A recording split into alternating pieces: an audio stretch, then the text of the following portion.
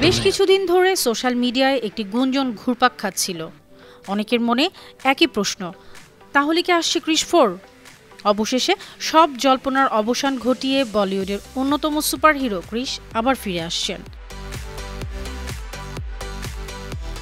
এই নায়কের প্রথম 3 ছবি বক্স অফিসে ঝড় তুলেছিল। এবার চতুর্থ ছবির পালা। এবার হৃতিক রোশনের পাইপলাইনে রয়েছে এই ছবি, এমনটাই জানিয়েছেন পরিচালক সিদ্ধার্থ আনন্দ।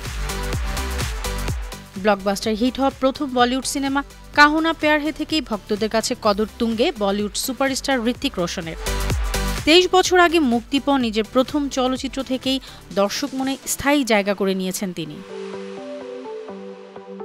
বলিউড পরিচালক রাকেশ রোশনের এই ছেলে উপহার দিয়েছেন একের পর এক হিট ছবি। পরবর্তীতে কোথায় যেন তার ছন্দপতন, হারিয়ে গিয়েছিলেন কিছু সময়ের জন্য, কিন্তু আবার ফিরলেন বীরের মতো।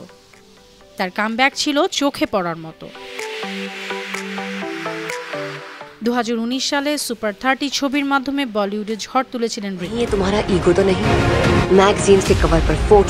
ক্রিস প্রজেক্ট নিয়ে সবার জল্পনা যখন তুঙ্গে, তখন ক্রিস 3 ছবির পরিচালক রাকেশ রোশন খোলাসা করে জানিয়ে দিয়েছিলেন ক্রিস 4 ছবি আগের সব ছবির জনপ্রিয়তা ছাপিয়ে যাবে। হৃতিক রোশনের কাছে ব্রহ্মাস্ত্র ছবির প্রস্তাব থাকলেও লুফে নেননি। একসঙ্গে একাধিক বিগ প্রজেক্টের সঙ্গে তিনি যুক্ত থাকতে চান না, এমনটি তখন জানিয়েছিলেন। আরও একটা কারণ, সামনেই ক্রিস 4 ছবির কাজ শুরু হওয়ার কথা ছিল। সেই 2021 সাল থেকেই ক্রিস নিয়ে নানা পরিকল্পনা চলছিল। ওই সময় সোশ্যাল মিডিয়ায় হৃতিক নিজে একটি ভিডিও শেয়ার করে লিখেছিলেন, অতীতে যা হওয়ার হয়ে গিয়েছে, দেখা যাক ভবিষ্যৎ কি নিয়ে আসে ক্রিস 4। হ্যাশট্যাগ হিসেবে 15 ইয়ার্স অফ ক্রিস এবং ক্রিস 4 ব্যবহার করেছিলেন তিনি।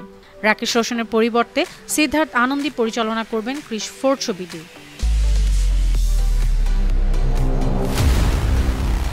ওয়ার, পাঠান এবং ফাইটারের মতো ছবি তৈরি করা সিদ্ধার্থ আনন্দ এরই মধ্যে নিশ্চিত করে বলেছেন হৃতিক রোশন আবারও পর্দায় সুপার হিরো হিসেবে আলোড়ন সৃষ্টি করবেন। নিউজ ডেস্ক, বানো টিভি।